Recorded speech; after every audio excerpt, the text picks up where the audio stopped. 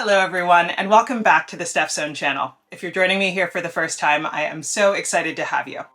Spring has luckily arrived in full force in London, and after about a month straight of rain, I am loving the flowers, the blue skies everywhere, not loving my allergies, so sorry if I sound really congested. But spring is always a really inspiring time for me, and I think that that's true for many other sewists as well. We can finally start to make some garments that aren't going to be hidden under a big coat. Therefore, it felt like the perfect week to do a special edition of my Sew International series, all focused on spring sewing inspiration. For the uninitiated, my Sew International series is all about showcasing a wide range of indie pattern designers from around the world. The goal here is really to spotlight folks that I think that you may not have heard of and give lots of new designers a chance to be in the spotlight. Given that this is a special edition, I'm going to be sharing a broad list of designers today rather than focusing on any one specific country. Today is really going to be a whole smorgasbord. We have all types of garments, some bags, some homewares, and critically, garments across size ranges because everyone should get to be included this spring. This one might be a bit of a longer one, so let's get into it. First up, I actually want to start a little bit closer to home, or at least my original home, with Forest & Thread. This company is based in Brooklyn, New York, and is led by the brilliant Isabel.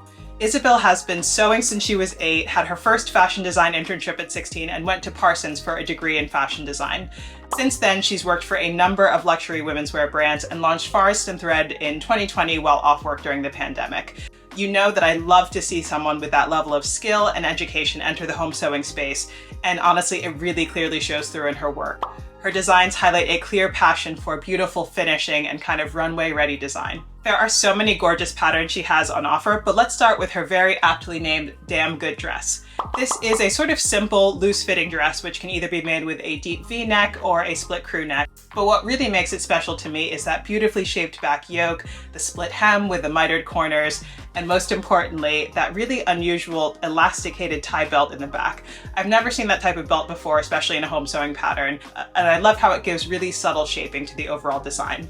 Fabric-wise, you have a lot of options here depending on the level of structure that you want. For a more architectural style, I would love to make this in a linen. As an example here, I have this beautiful linen. I'll put it closer to the camera. This is an ex-Zimmermann linen, which I got from the Meter Club. She's based here in the UK. Or if you wanted something with a little bit more drape, something a bit swishier, I think Tencel would be gorgeous. This is doing funny stuff when I get it near my face. But this like marigold yellow Tencel is from Rainbow Fabrics here, and you can already see it almost like slouches on the board that I have it clipped to. If you did want something that was going to help you swish around this spring and summer, Tencel would be a great option for this dress. Sizing wise, we have two ranges here ranging from a 0 to 18 with a B cup, or a 14 to 30 with a D cup, which takes us from a 32 to 57 inch bust and a 36 to 60 inch hip. So really fantastic size range. Now, if you're like me and maybe feel like you should be doing some spring cleaning in addition to that spring sewing, Forest & Thread is also here to help you. I'm deeply in love with her. Like, she has this really unusual pillow pattern, very fittingly called the Jig Is Up. This pillow pattern is designed to use up scraps, so not only can you use scraps for the outer fabric, it's made to be stuffed with scraps as well, making it perfect for people like me, and I think many others, who have these like little awkward bits of scrap on hand that maybe are too small to use for something else, and we tell ourselves we're going to do patchwork with it, but we know that we won't. We know that we won't. And you can really use up scraps and remnants with this without generating new ones, especially since it has a zipper opening. So if right now, let's say you only have fabric to make the outer shell, you can just make that and then slowly fill it over time with the rest of your scraps. This is also a pay what you wish pattern, so you can even download it for free if spending isn't something that's accessible to you right now. Whether you want to give her garments or her homewares a try, the brand is completely refreshing, so definitely go check out Forest & Thread.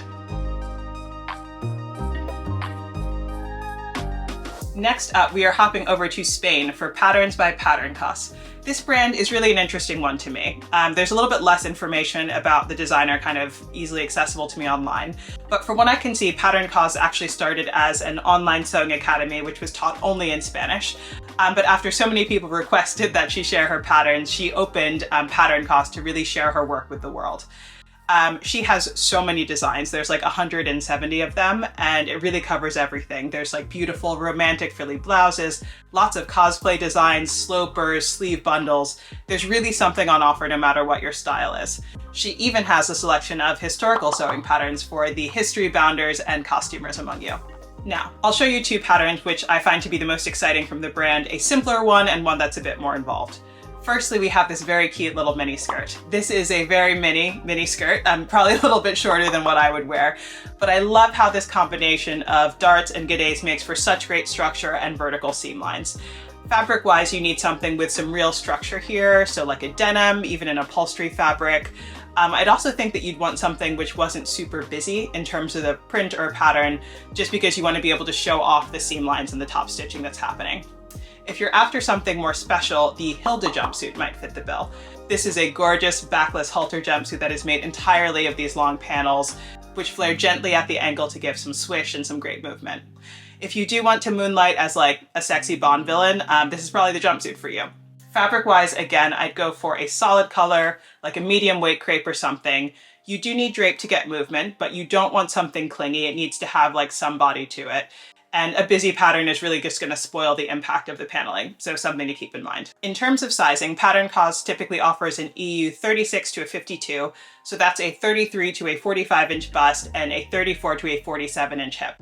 Beyond the limitations on sizing though, I do have to throw in a caveat about this brand. These patterns are like very clearly not for beginners. She makes that explicit in the item listings that she writes her patterns for dressmakers who kind of have some experience already. Do not expect the hand-holding that you would normally get from like a US indie sewing pattern. Similarly, because she's been developing her pattern offer over time, older patterns have different things included. Some patterns do come with written English tutorials, but some only have Spanish language video tutorials, which, I mean, you could turn on subtitles for those. But older patterns critically may not have seam allowance added either. All of this though is made very clear in the listing for each individual pattern. And again, personally, I think that this is fine. Not everything really needs to be for beginners, just as long as people are always clear about what they're buying. Regardless though, such an adventurous designer, so I would love to know if any of you have tried her work or if you're planning to, having now checked it out. Next, let's take a break from garments while we hop on over to Poland. Tatka is based in Warsaw, and the owner is a fashion designer and pattern maker who specializes actually in fabric bags. You can also find her on Fiverr and get your own bag ideas actually developed into patterns by her, which I think is really cool. Now, normally I'm not like a massive fan of fabric bags beyond like basic tote bags. I just find them that they can often look like a little bit crafty. Seems like me, and it's fine to look crafty. It's just not really so much my style. But this is a designer who has really changed my mind. She has a really wide range of styles on offer, different sizes, different uses, different levels of complexity. They're all generally meant to be made in like sturdy cotton or canvases. In terms of the two designs that I most want to make, one is her basic grocery tote. This is a smallish tote, it looks like, with lots of pockets. I think it'd be perfect for a quick grocery run, but would also be perfect for like packing food for, at least for me, the picnics I'm telling myself I'll be able to go on once London is no longer a mud pit, which it will be for like another 2 months. The plain canvas is perfect, but I also think it could be really cute in this like heavy cotton check I have. This check is from Stop and Still, which I believe is now called Self-Made, at least in the UK. And you can see it's like a bright pink on an almost natural kind of background. It's not like a bright white background. This, with like a natural colored cotton webbing for straps, I think would be intensely cute. I also intend to give their flower bag another go. This is a very unusual pattern for a little zippered bag, and it has these beautiful like flower petals coming out of the structure of the bag. And those are actually both pleated and have a little bit of cotton wadding in them. I have actually made this bag before, and in fact it was featured on my first ever video on the Steph Sewn channel. It is worth saying that this bag is meant to be made with cotton, and I made it with a jacquard fabric, and even though I didn't use the wadding, it was still like a nightmare at the end to get it through the machine. There's just so many layers of fabric going on, so I will not be doing that again. That was my choice though, it had nothing to do with the pattern. I just want a springier version. Also worth saying that I did scale up my version a bit. Kind of unlike with garments, if you're working with a printed bag design, as long as you kind of can print all of the pieces, if you want to scale it up or scale it down, you can just print it like, 125% or whatever until you feel like the finished measurements are going to be the size that you want. I did find her instructions to be generally simple, quite clear, but obviously working with things like heavier canvases and cotton webbing will take some time to get used to if you haven't done it, so you just need to take your time. These are not very complex bags overall, but you do need to be mindful about things like fabric weight, especially when bags are maybe not lined. If you do though feel like some spring sewing without the hassle of fitting, I would definitely give Tatka Studio a try. Now we're off to Germany to spotlight Sister Mag Patterns. This one is actually a family business, which I always love to see. And we have the mother, Evie, having studied textile engineering, and her daughters, Tony and Taya, who also support in the design process. Sister Mag started as an online kind of creative magazine only, but now they offer patterns from current and past issues from the magazine for sale, now updated with step-by-step instructions. You really get a sense of the technical expertise with this brand. There's lots of tailoring, kind of unusual fabrics, interesting design lines. This is not the brand to go for if you want like kind of jersey knit basics. Now, there are two tops I'd like to make from Sister Mag. The first is number 69-4, which is a sweater with this really dramatic inserted collar. This split hem jumper is designed to be made with something like a wool or a fleece fabric. It's something that you wouldn't want to require finishing, and it should look good from both sides just because of how that standout wrap collar is shaped. I was actually turned on to this pattern by my friend Alex. She's Alexandria Arnold over on Instagram. Many of you probably follow her already, but if not, she's amazing. She's like a workwear and jeans making queen. I would absolutely check her out.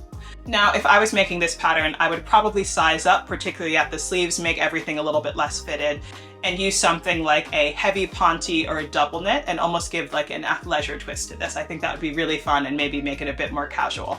I also love number 41-2, which is a tie waist, kind of slightly off the shoulder wrap blouse. I really love here how the crisp cottons that they're using accentuate the pleats and the folds in this design, particularly with that shawl wrap around the back neckline. Sister Mag patterns are available in English, German, and French, which is fabulous. And sizing-wise, the brand runs from an EU 34 to 50, which is a 32 to 46 inch bust and a 36 to 49 inch hip. The brand has made it explicitly clear that they're working to develop the expertise to grade beyond a size 50 in-house. And they've actually suggested that if there's anyone nearby with the expertise to work with them, to please get in touch. I would love if that was someone who was watching this video. Either way, can't wait to see what comes next from them. Next, let's pop on over to Canada to spotlight Les Pralines. This brand was founded by Sarah, who also has a degree in fashion design and worked in the fashion industry. She doesn't have loads of patterns available just yet, but one thing that I particularly love is that Les Pralines offers a fantastic size range. Sarah is taking pieces which are really on trend, but honestly are typically available only in really narrow size ranges, slip dresses, bias cut skirts, those really popular milkmaid tops, and she's offering them in a 30 to 55 inch bust and a 36 to 60 inch hip. However, today we're going to talk about her trouser pattern, the East Side cargo pants. Now, as someone who has had to like fight for her life against gaucho pants and bubble skirts in the early 2000s in different department stores, I generally have a negative reaction to any Y2K trends, let the trauma I felt in the Kohl's dressing room just be in the past. However, with the crisp pockets, the hammer loop, I don't know. I actually think that these look really cool. I might be coming around to this style, just because she's honestly pulling them off so well and the pattern looks like it's so well designed. In addition to a fantastic size range, Les Pralines also offers her patterns in French, and I'm just so excited to see what this designer does in the future. I can already tell that I'll be wanting to make her patterns over the coming months. Last, but certainly not least, I wanted to spotlight two very new designers on the scene. These designers only have a few patterns available right now, but I'm just so sure that I'm going to like them that I wanted to get them in front of you now.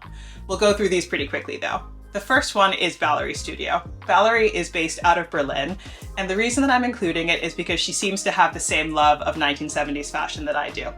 Valerie currently has 3 patterns on offer. The first one, which is I guess maybe more of a bundle, is a sweatshirt and jogging bottoms, which can be either bought separately, purchased as a bundle. The second is a turtleneck with flared sleeves, which can either be made as a top or as a bodysuit. As someone who loves 1970s patterns and especially loves 70s patterns for jersey knits, this is definitely a brand that I'm going to keep my eye on. Similarly, I can tell that I'm going to become a fan of spaghetti western sewing. The designer, Sadie, is based in San Francisco and describes her style as 1940s spaghetti western, prairie disco, goat herdesque, no core, alpine ski lodge vibe.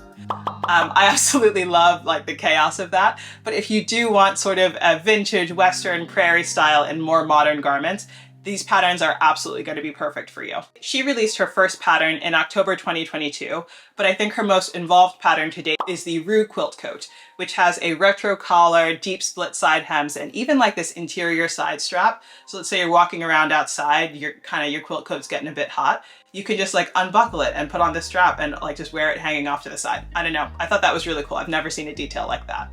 Her size range also goes up to a 60-inch bust.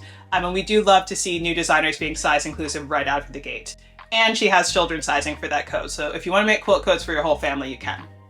Anytime I see designers really committing to their own style rather than like deviating to the tiered gathered skirt median that exists in the sewing community, I have to celebrate it. We need to keep things interesting, keep things varied so that there's something for everyone.